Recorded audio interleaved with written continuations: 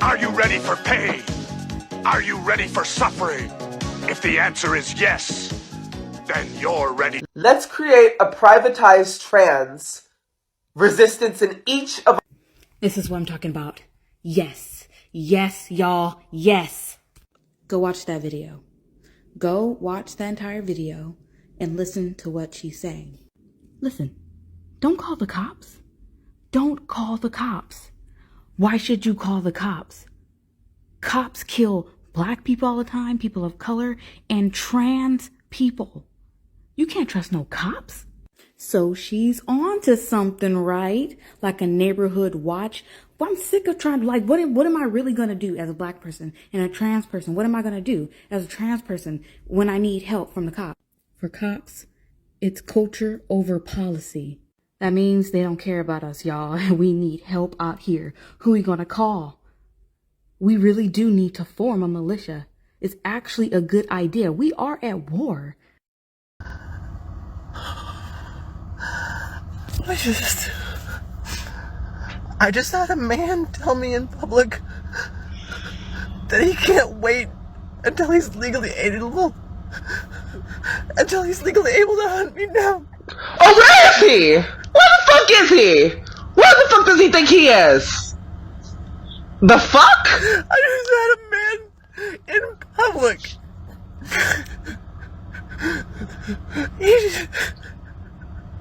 No, you're safe with us. Until he can legally hunt us down. It's time to resist. You're safe with the resistance. If anyone's getting hunted down, it is not us. Okay. It's not us, honey. It is not us. It's them. I want to hear what everybody's favorite thing about being trans is. I love that I don't have to lie to myself anymore. I don't have to dilute who I am. I love the sense of community. I love the sense of authenticity. I love the people that I don't know who have a shared experience with me because we both experience this wonderful thing that is being trans. Everyone experiences gender differently, and for me, like, I know that my experience is just for me, and that has been very healing for me. If you are LGBTQIA+ or an ally, please interact with this post. I've been getting inundated by hate for being an out and proud queer trans woman. I can't even read my comments anymore. I've been getting death threats. Please get me back on the right side of TikTok. Thank you. Aiden Hale. That's the name of the Nashville shooter. This video is about to be very uncomfortable for a lot of us. It's very uncomfortable for me to talk about, but we need to talk about it. Aiden did a very horrendous thing. Period, point blank. We need pew-pew reform in our country. But the way that the media and the police are misgendering and dead-naming Aiden is quite concerning. It's also concerning that I had to go to the Telegraph from UK to actually get Aiden's chosen name. It's upsetting that constantly it is she, her pronouns. That is incredibly frustrating because even though they did this horrible thing does not mean that we get to do those things. That's a boundary, and we can hold people accountable without being transphobic, even for some of the most horrendous things. So while you're watching this, also watch for transphobia because that's very clearly coming out. So prepare for some more anti-trans hate because apparently it came out that the shooter at the July 4th parade was wearing women's clothing whenever he shot the place up. And this is not the first time that trans people have been blamed for mass shootings, and it's always wrong, and it's so frustrating. The shooter was not trans. I repeat, he was not transgender. He's appeared at multiple Trump rallies and Blue Lives Matters rallies. He was arrested in male clothing. The police say that he likely dressed and put on makeup to cover his facial tattoos. But they're still going to try to push anti-trans hate on the back of this.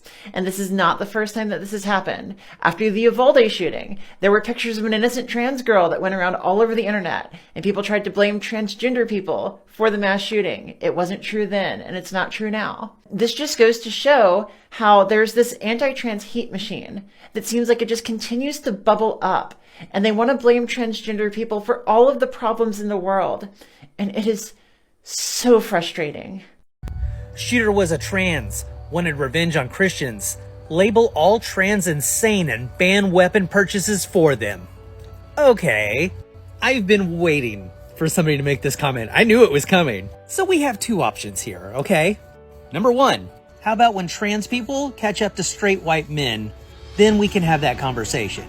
Or option number two, How about we ban all straight white men from buying guns? If you feel like you need to shoot a gun, you need to be accompanied by a woman to supervise you. Does that sound reasonable? Because clearly most of the shooters are straight white men, so maybe they need to be monitored. And I need to make something perfectly clear here. I don't care who a shooter is, straight, white, trans, whatever. If somebody walks into a school and shoots some children or anybody, I don't condone those actions, no matter what happened. That being said, wanting to get revenge on Christians? Why? Why would a trans person possibly want to get even with Christians? Growing up in the Christian church, I know firsthand what abuse looks like. And while I think her actions were completely wrong, I still wonder what drove her to do this. Just like I wonder how other school shooters decided that this was what they needed to do with their life. Typically, they were bullied people and they were failed by the school officials. Does that justify murder? Of course not. But it could be a reason why they felt like that was the action they needed to take. Oh, and by the way, calling them a trans has the same energy as calling black people the blacks. It has very strong bigotry energy, but I have a feeling that was the point. But I do find it interesting that your solution here is to ban weapon purchases.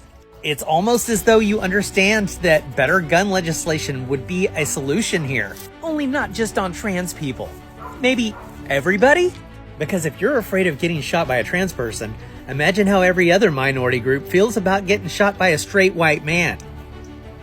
Purportedly, the shooter in Tennessee was transgender. And I want to tell you a few things about this. The first being that there are 647 mass shootings last year. We already passed 130 this year. Most of those have been done by cisgender men, mostly white, actually. But when white people, especially white cis men, shoot people, kill people, commit horrible acts of violence, people are prone to having empathy. They'll say, oh, they have mental health problems, oh, they were having a bad day, they whatever. But when a trans person does it, or also any other marginalized person, like a black person or a Muslim person, it's always reduced to identity. It's always reduced to that minoritization and saying, oh, this is the problem. Transness is not the problem, folks. The problem is oppression. The problem is white supremacy. The problem is racism. The problem is no control for guns, right? We have so many guns. The number one leading cause of death for children in this country is, guess what? Not trans people, it's guns and gun violence. And all these politicians are out here saying we need to protect children, but they're not actually doing anything that is protecting children. In fact, they're contributing to the harm of children by further marginalizing an already very vulnerable population of trans people. If you are reading reports about the shooter being transgender and thinking that transness is the problem, you need to take a pause. Transness is not the problem. The systemic patriarchal oppression is the problem.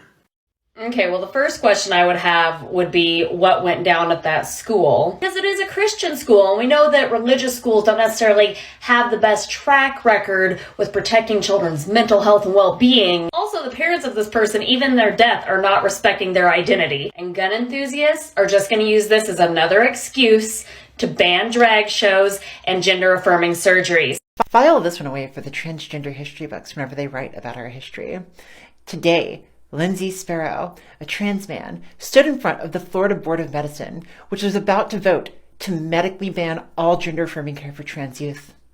He stood there to deliver his testimony, and he delivered a little bit of it, but then he took the remainder of his testimony time to stand there and inject his hormone therapy in front of all of them in stunned silence. And then he turned around and raised his fist. Watch this. My name is Lindsay Sparrow. I'm 25 years old. I'm a resident of St. Petersburg, Florida. I'm also transgender. I am someone who was subjected to treatments that have been questionable, that were mentioned by people like that woman who came up and spoke. I can tell you for a fact that her child is going to grow up hating her. I'm sure you've heard many stories that sound like mine already. Over the last few months, my trans siblings and family members have stood before you, put their hearts on full display, and vulnerably pleaded with you to listen to our stories and perspectives. The American Academy of Pediatrics has condemned your actions, and our federal government has spoken out against the actions you seek to take regarding the necessary health care for trans youth. I could stand here and tell you about the times I attempted to end my life because I didn't have access to gender-affirming care, but I know you don't care. I see you sneering at us while we come here and talk to you. Instead, I'm going to take the rest of my time to demonstrate the sacred and weekly ritual of my shot in front of you in this body. My medication is life-saving. I will use HRT for the rest of my life. Your denial of my need for this medication doesn't make my existence as a trans person any less real. I will be giving myself my subcutaneous shot in my stomach. If you have a needle phobia, please look away.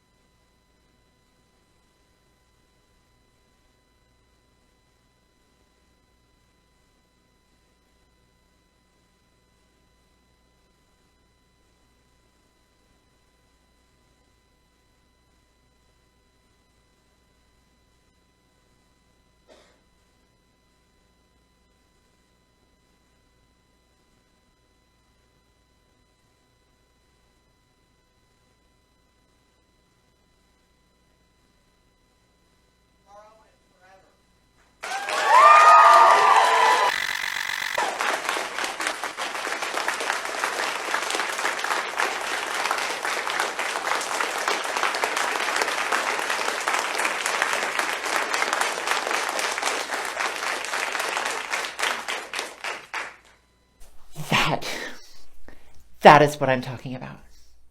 Good job, Lindsay. This is the kind of resistance that matters.